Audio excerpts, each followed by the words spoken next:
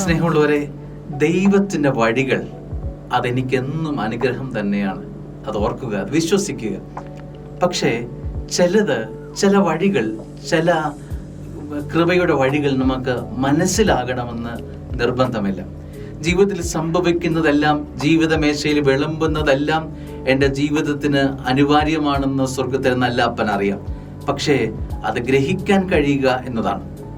വചനം ഓർമ്മിപ്പിക്കുന്നു, സങ്കീർത്തകൻ 24:4, കർത്താവേ, അങ്ങയുടെ മാർഗങ്ങൾ എനിക്ക് മനസ്സിലാക്കി തരണമേ. സ്നേഹമുള്ളവരെ, ദൈവം നമ്മുടെ ജീവിതത്തിൽ നടത്തുന്ന വഴികളെ ഗ്രഹിക്കാൻ കഴിയുക, മനസ്സിലാക്കാൻ കഴിയുക, അതൊരു വലിയ അഭിഷേകം തന്നെയാണ്.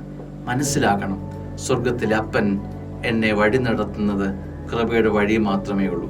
എനിക്ക് നന്മയ്ക്കായിട്ടുള്ളത് മാത്രമേ അവൻ നൽകുകയുള്ളൂ.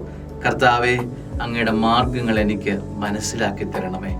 10 തവണ ഒന്ന് മനസ്സിൽ ഇതൊരു പ്രാർത്ഥനയാക്കി ധ്യാനമാക്കി ആവർത്തിക്കാം.